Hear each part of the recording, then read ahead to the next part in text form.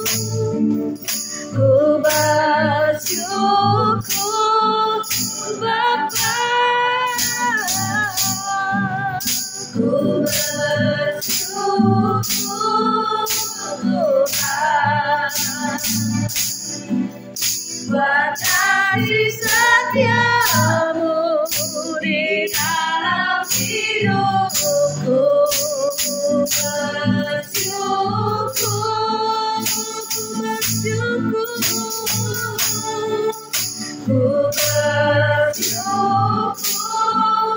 Bapa, ku bersyukur Tuhan, buat kasih setiamu di dalam hidupku. Ku bersyukur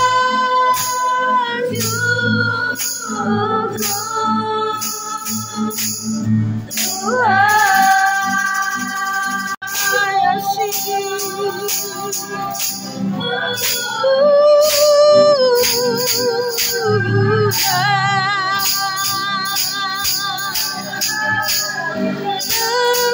Hallelujah, Jesus.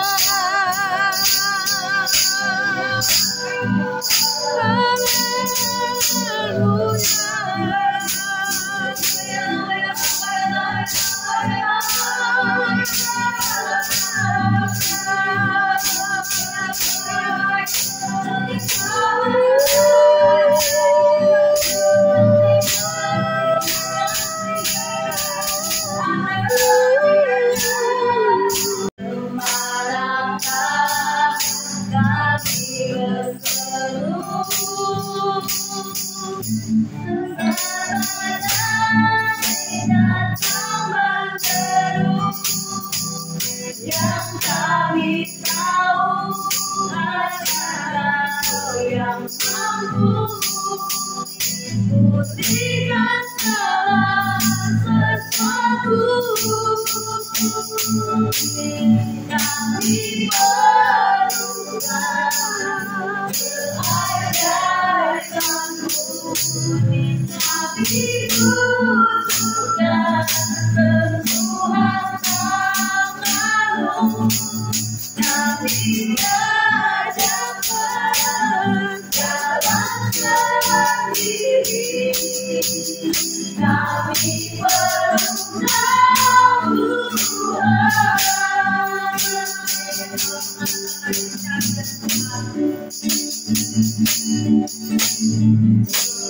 kemanakah kami mencari kasih sejati, kemanakah kami berseru saat badai datang menderu. Yang kami tahu hanya Kau yang mampu pulihkan segala sesuatu. Kami perlukan keajaiban-Mu, kami butuhkan sentuhan tangan-Mu. Kami tak dapat jalan sendiri, kami perlu Tuhan. Kami perlukan keajaiban-Mu, kami butuhkan sentuhan tangan-Mu. Kami tak dapat jalan sendiri, kami perlu Tuhan.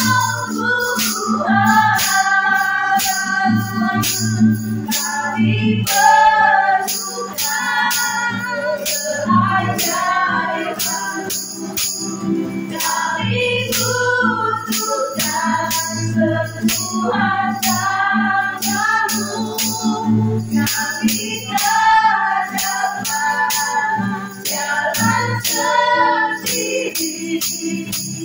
kami perlukan Tuhan,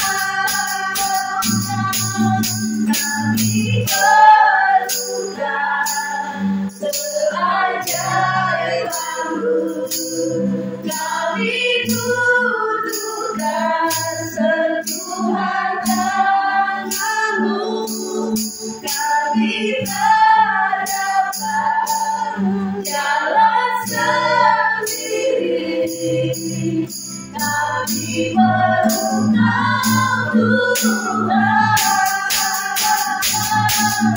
kami perlukan keajaiban-Mu, kami butuhkan sentuhan tangan-Mu, kami tak dapat jalan sendiri, kami perlukan Tuhan,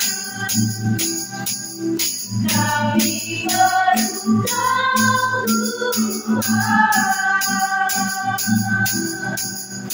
kami perlukan Tuhan.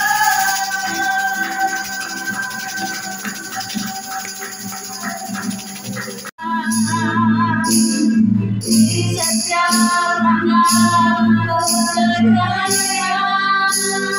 dengan sayapku, ku akan berbagi di tengah badai hidup. Ku tak menyerah, aku Tuhan yang perlindungan bagiku,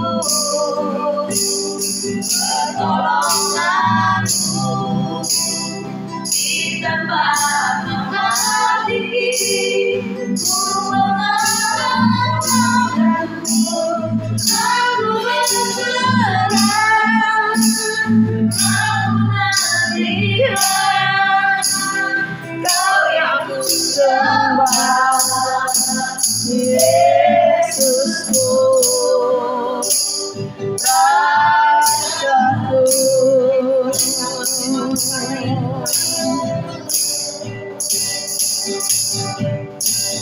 Firman-Mu berkatakan besertaku,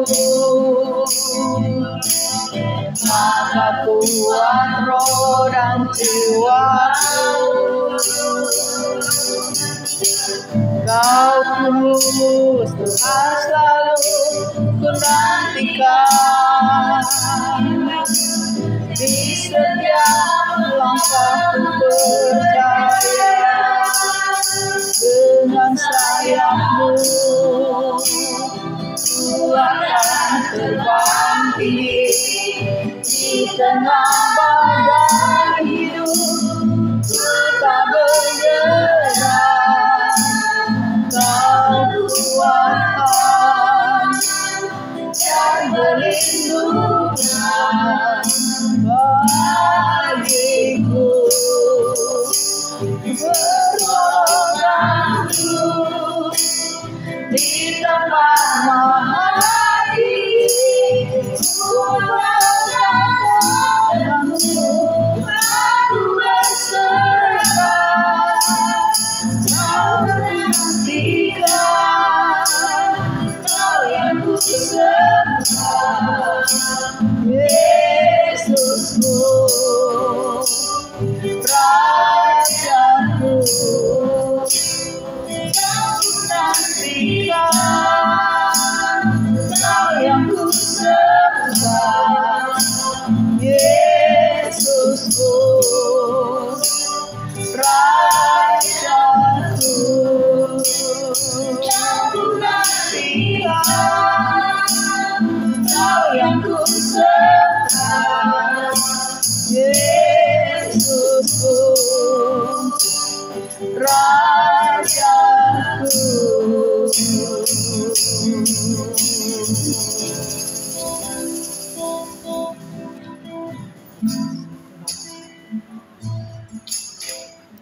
Terima kasih Bapa di sorga, kami ucap syukur sore hari ini Tuhan.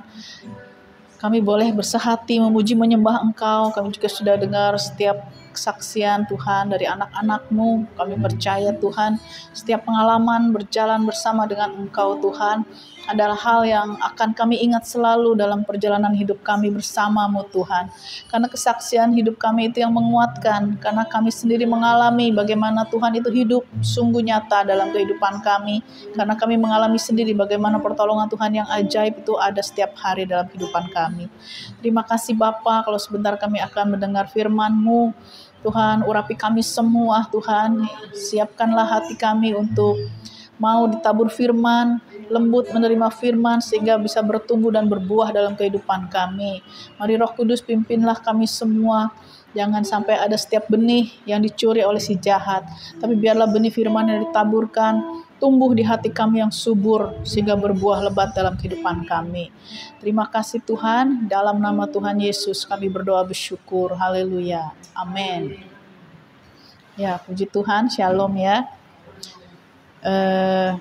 Waktu saya dikasih tugas sama Cimaria bawa firman, mendadak juga sih. Jadi ya udahlah, saya berdoa, Tuhan saya mesti bawa sharing apa gitu.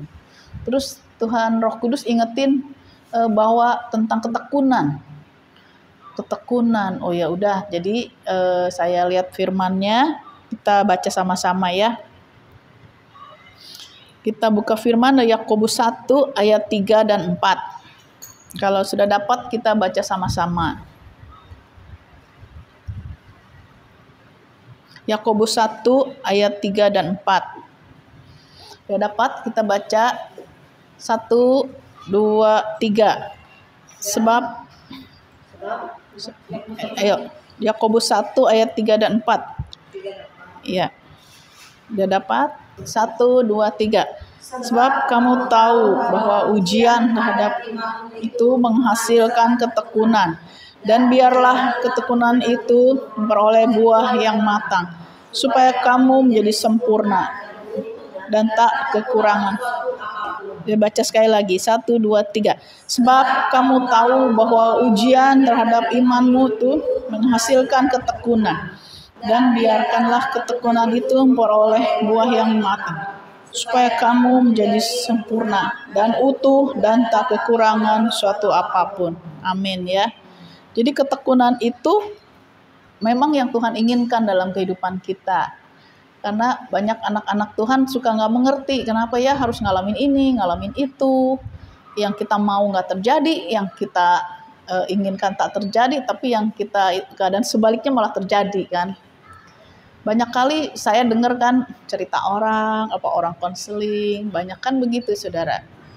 Jadi ketekunan itu perlu dalam kehidupan kekristenan kita. Gak ada yang instan, yang asal jadi, yang langsung kehidupan baik, rohani baik, terus peningkatan terus. Enggak saudara. Kehidupan itu ibarat begini ya, kalau ikut Tuhan tuh naik turun. Tapi kita harus tetap jalan. Karena kalau kita stop, perjalanan kita tuh mandek, nggak nyampe di tujuan. Misalnya tujuan kita tuh di sana, tapi kalau kita karena ada masalah kita mandek, jadi ya tetap aja puter-puter di sini. Jadi makin lama aja perjalanan hidup kita ya. Nah itu Tuhan ingatkan, itu ujian terhadap imanmu itu menghasilkan ketekunan. Nah sekarang kita tanya, ujian apa aja sih? Nah ujian itu ada 3 saudara. Yang pertama tuh ujian saat kita lagi sendiri.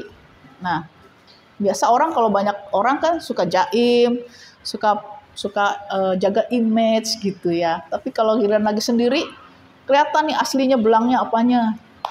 Misalnya depan umum dia kelihatan bagus, pelayanan, apa, shalom, apa. Tapi kalau di sendiri, nah kelihatan dia males. Apa dia di rumah HP-an dulu, nggak saat teduh, nggak berdoa, atau nggak baca firman ya. Kelihatan kalau lagi sendirian itu. Dia males-malesan, di rumah tidur-tiduran, ataupun di tengah keluarganya kelihatan aslinya dengan di luar, dengan di rumah itu beda. Karena orang tuh suka, saya perhatikan tuh kalau di luar dia bisa oh shalom, bisa oh ya terima kasih Bu. Tapi kalau di rumah tuh istilahnya kayak macan keluar taringnya. Aslinya itu di rumah. Makanya orang bilang kalau mau lihat seseorang, tanya pembantunya, gimana nyonya kamu, tuan kamu. Nah, itu aslinya di situ. Atau tanya ke pasangannya, anaknya, gimana orang tuanya itu, di situ aslinya. Jadi ujian itu kita lihat waktu kita lagi sendiri ya. Yang kedua tuh saat penderitaan, saudara. Saat kita ngalamin masalah tuh baru kelihatan aslinya. Kalau orang yang hidupnya senang, uang banyak, nggak ada masalah tuh, kan mukanya happy, kayaknya tuh senang terus, bahagia terus, nggak ketahuan hatinya tuh kayak apa ya. Tapi begitu lagi masalah, lagi nggak ada uang, nah kelihatan loh, mukanya merengut, sedih, apa pusing, nggak ketahuan. Makanya ujian itu juga waktu saat kamu menderita tuh seperti apa, ketahuan ya. Jadi Tuhan mau tuh dalam penderitaan pun tuh kita tetap tekun. Jangan cuma lagi senang baru tekun, tapi lagi susah tuh Tuhan lihat kamu susah, kamu tekun apa enggak. Berapa kali saya dengar cerita orang ya, waktu susah dia rajin, saudara, jam 3 pagi bangun doa, bayar harga, orang tidur dia bangun doa, dia puasa, demi mendoakan ekonomi keluarganya supaya maju. Ternyata berapa waktu kemudian Tuhan berkati, hidup senang, nah mulai kendor saudara, udah nggak bangun jam 3 lagi, udah nggak tahu jam berapa dia bangun, udah santai, udah seneng, happy, shopping, jalan-jalan, ke mall, belanja-belanja, pokoknya inilah permak-permak diri dan lain sebagainya. Jadi beda saudara, karena memang ada orang bilang berkat Tuhan bisa membuat dekat sama Tuhan, betul. Tapi kalau dia nggak jaga hatinya, nggak jaga kehidupan saat teduh sama Tuhan, jadi kendor saudara ya. Jadi ya udahlah, pokoknya Tuhan udah berkati saya, ngapain kita ngotot-ngotot lagi doa sama Tuhan. Nah itulah ujiannya ya. Jadi begitu dia ngalamin sekarang penderitaan lagi, dia harus balik lagi, ngulang lagi saudara. Harus tekun lagi, doa lagi, apalagi. Padahal sayang ya saat itu tuh udah semestinya dia udah lewat masa itu, udah tinggal nerusin. Sekarang jadi harus balik lagi, ngulang lagi pelajaran yang kita belum tamat. Ulangi lagi.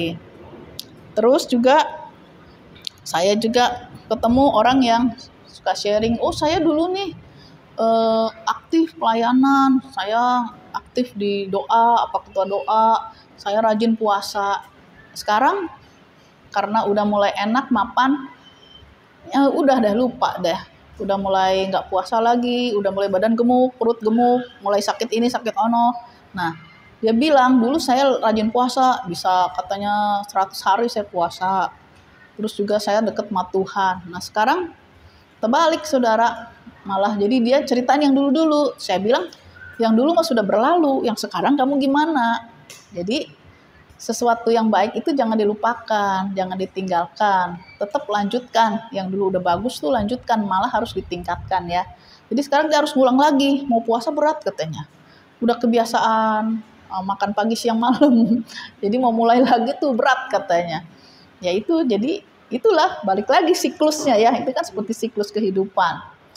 Kemudian yang ketiga tuh ujian saat nyaman. Nah itulah kalau lagi mapan itu, biasa orang tuh udah nggak ada tantangan, nggak ada yang bahan untuk didoakan, santai hidupnya. Jadi nggak ada yang sungguh-sungguh dia kejar, nggak ada yang sungguh-sungguh dia doakan, pergumulkan. Jadi hati-hati juga dengan berkat Tuhan ya. Berkat Tuhan memang baik, tapi jangan sampai membuat kita tuh di zona nyaman. Lupa apapun santai, udahlah nggak usah ini dah. Nggak usah rajin-rajin banget, nggak usah ini dah, pokoknya hidup tenang, nyaman. Nah itu juga hati-hati ya, membuat kita tuh jadi, ketekunan kita tuh jadi berkurang. Nah kehidupan ketekunan kita itu nggak bisa dalam satu waktu selesai, enggak, harus sampai akhir hidup kita. Karena kalau kita stop, nah disitulah iman kita tuh pertumbuhannya bisa stuck juga. Suatu kali saya lagi memikirkan, kadang kita suka mikirin juga nih masalah orang, kenapa ya sini begini, begitu, jadi mulai belajarlah dari pengalaman orang, kenapa gitu. Ada orang yang putus asa, kenapa ya kok hidupku tuh begini-begini aja, nggak ada terobosan, ataupun kayaknya belum ada jawaban dari setiap doa, kayaknya biasa-biasa aja, malah masalah tetap ada, belum selesai-selesai. Terus lagi malam-malam saya lagi ceritanya lagi inilah, lagi ngobrol lah sama Tuhan, gimana sih Tuhan kok begitu.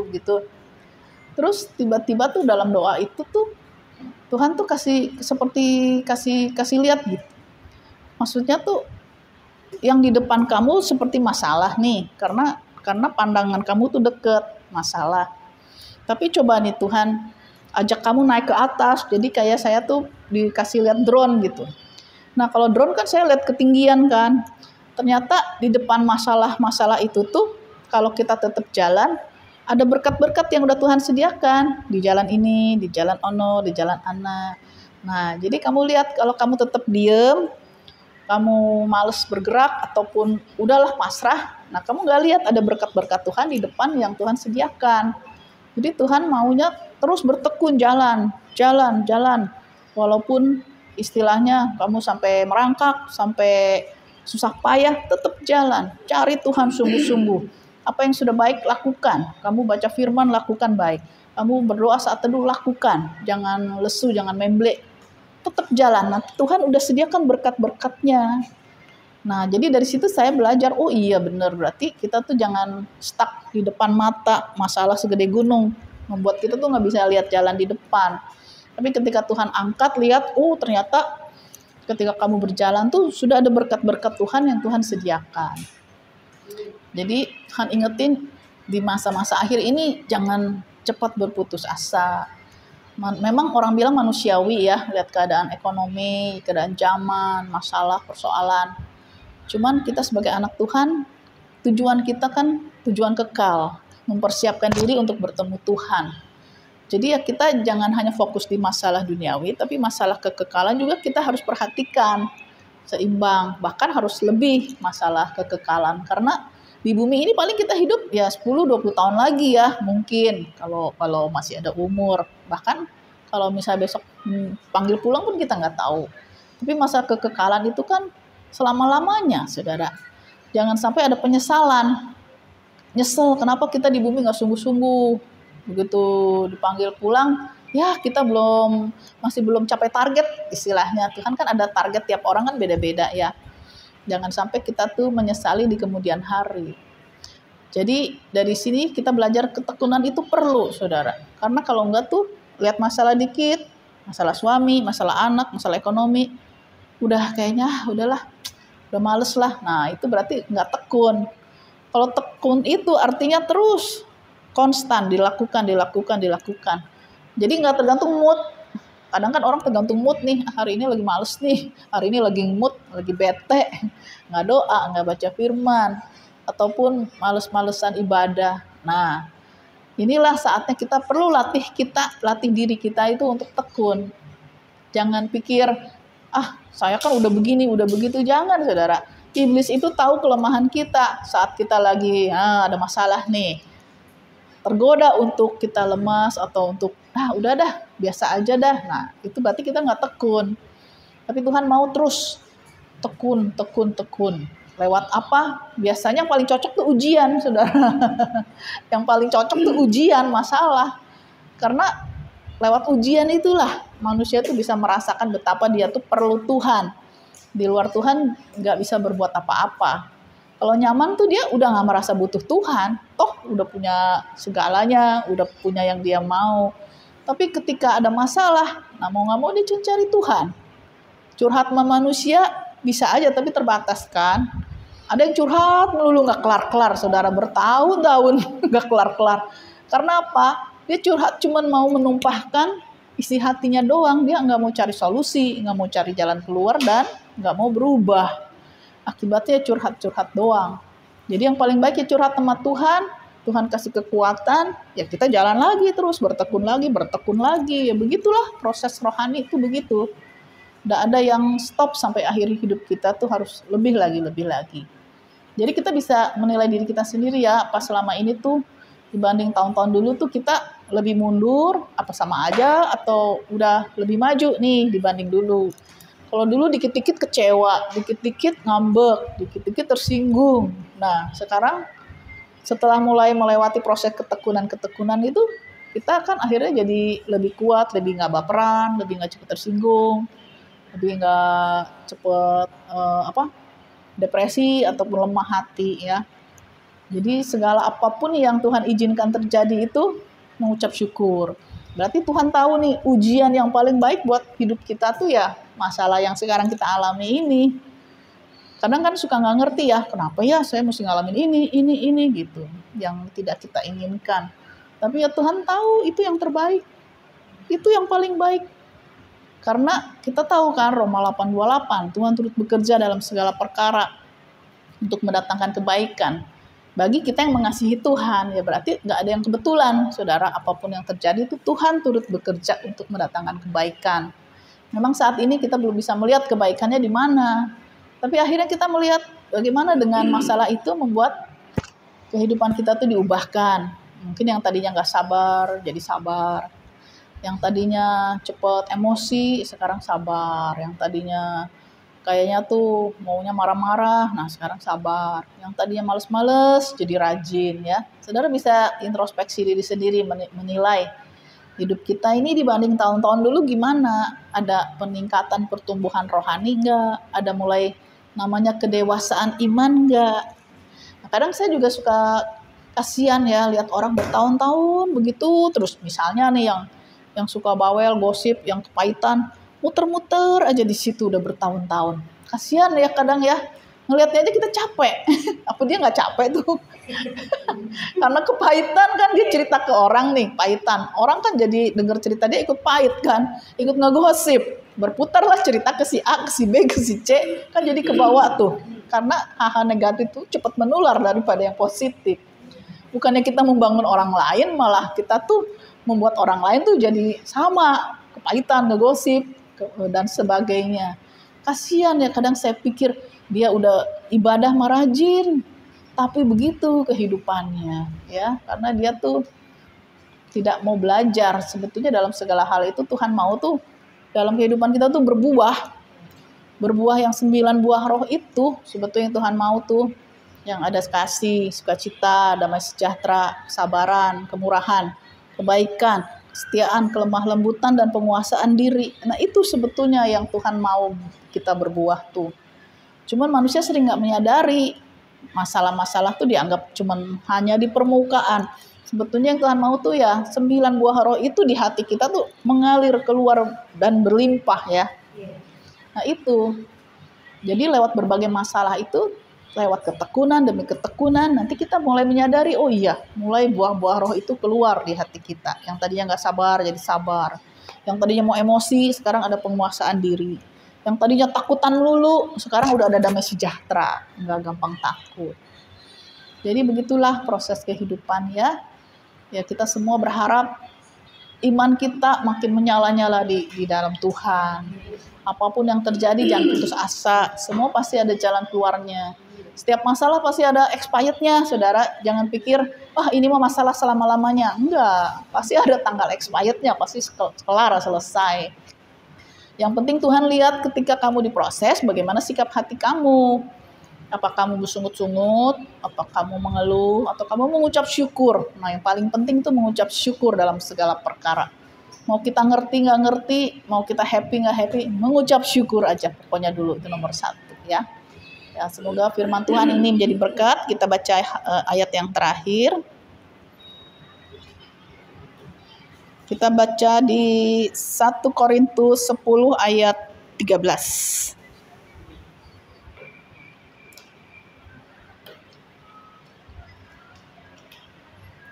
1 Korintus 10 ayat 13 sudah dapat kita baca sama-sama ya. 1, 2, 3. Pencobaan-pencobaan yang kamu alami adalah pencobaan biasa yang tidak melebihi kekuatanmu. Sebab Allah setia, karena itu tidak akan membiarkan kamu dicobai melampaui kekuatan. Pada waktu kamu dicobai, Ia akan berikan padamu jalan keluar sehingga kamu dapat menanggungnya. Amin ya. Satu lagi Yakobus 1 ayat 12. Yakobus 1 ayat 12. Sudah dapat? 1, 2, 3. Berbahagialah yang tahan dalam mencoba. Sebab apabila ia sudah tahan uji, Dia akan menerima mahkota kehidupan yang dijanjikan Allah. Barang siapa yang mengasihi dia. Ya, jadi waktu dicobai kita harus tahan uji ya. Puji Tuhan, kiranya firman Tuhan jadi berkat bagi kita semua. Amin.